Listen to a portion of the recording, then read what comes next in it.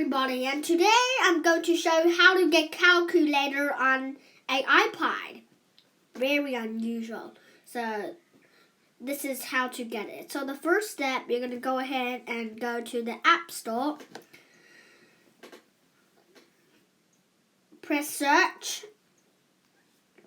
And then you're going to search calculator.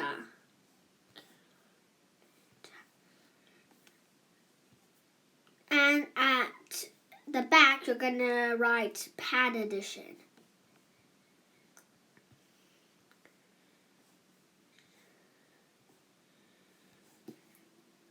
Click search. This is the app.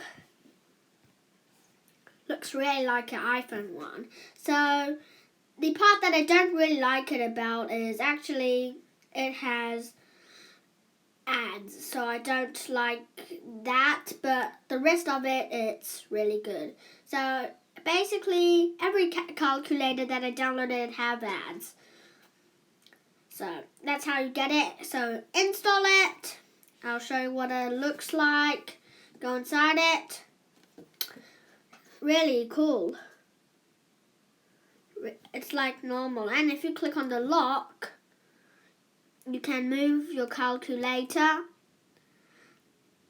and you can move it as how you want it to be.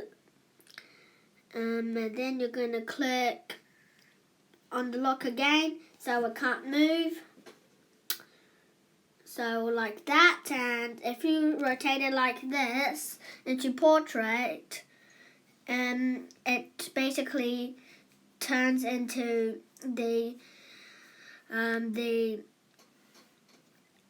look of an iPhone version. And then if you rotate it back,